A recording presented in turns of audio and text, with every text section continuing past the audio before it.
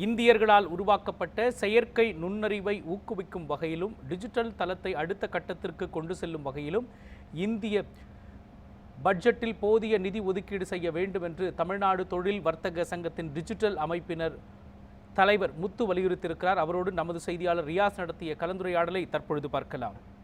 மத்திய அரசினுடைய பட்ஜெட் தாக்கல் செய்ய போகிறாங்க. இந்த பட்ஜெட்டில் பொறுத்த வரைக்கும் ரயில்வேக்கு தனி நிதி ஒதுக்கீடு, விவசாயிகளுக்கு, இந்த மாதிரி அனைத்து தரப்பு மக்களுக்கும் உள்ள நிலையில் இந்த டிஜிட்டல் மார்க்கெட்டிங் எந்த வகையில் உள்ளது, இந்த டிஜிட்டல் மார்க்கெட்டிங்கில் இந்த மத்திய அரசு எந்த வகையில் இந்த பட்ஜெட்டில் கொண்டு வரணும் என்பது குறித்து பேசுவதற்காக மதுரையைச் சேர்ந்த டிஜிட்டல் உடைய நிறுவனர் முத்து நம்மிடையே இருக்காரு.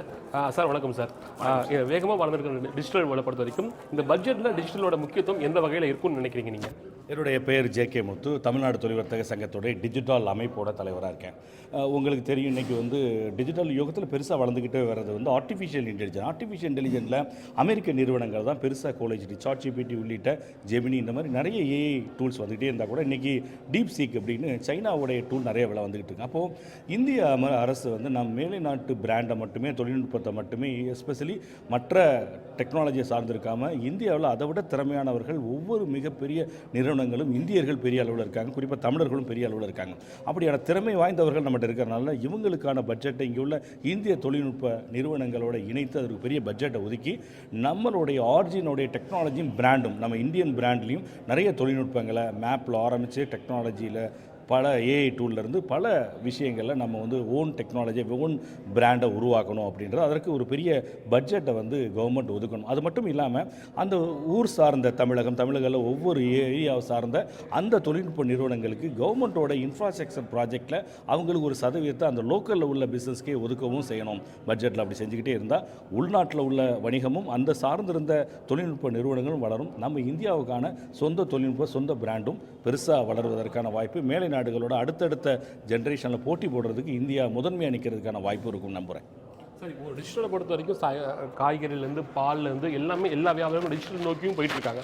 ஸோ இந்த டைமில் இந்த டிஜிட்டலும் இந்த வியாபாரிகளும் இணைக்கிறதுக்கு மத்திய அரசு என்ன பண்ணணும்னு நினைக்கிறீங்க? இதை ஊக்குவிக்கணும்னு நினைக்கிறீங்களா மத்திய அரசு? இன்றைக்கு உற்பத்தியாளர்களுக்கும் சரி, விற்பனையாளர்களுக்கும், ரீட்டைலருக்கும் ONDC, open network for digital காமர்ஸ்னு கவர்மெண்ட் நிறைய யூபிஐ அப்படின்ற ஒரு மிகப்பெரிய புரட்சி பேங்கிங்கில் வந்திருக்கு. அதற்கெல்லாம் இந்திய அரசு எடுத்த முன்னெடுப்பு தான் காரணம். அந்த மாதிரி நிறைய விஷயங்கள் இந்தியா செஞ்சுக்கிட்டே இருக்காங்க.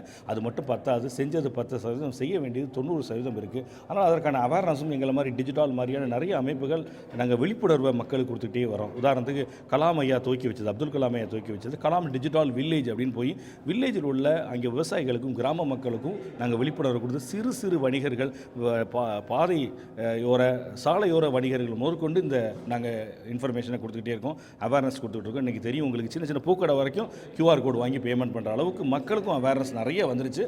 இன்னும் அவங்க அதில் மேம்படுத்துறதுக்கான வாய்ப்புகளும் நிறைய இருக்குது. சார், இந்தியா பொறுத்த வரைக்கும் இந்த டிஜிட்டல் துறை எந்த வகையில் இப்போ செயல்பட்டு இருக்கு?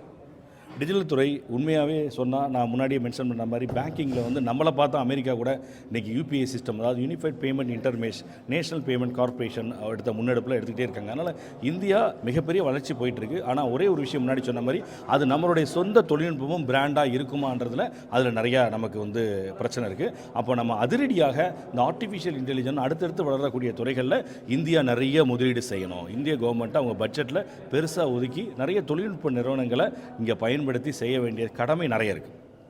Thank you sir. மத்திய பட்ஜெட்டை பொறுத்த வரைக்கும் இந்த ஏஐ மற்றும் தொழில் சார்ந்த பல்வேறு டிஜிட்டல் தகவல்களை இந்தியர்களே தயாரிக்கப்பட்ட நிறுவனங்களை முன்னுரிமை வழங்க வேண்டும் என்பது அவருடைய எதிர்பார்ப்பு. நியூஸ் 7 தமிழ் செய்திகளுக்காக சேலத்திலிருந்து நான் ரியாஸ்.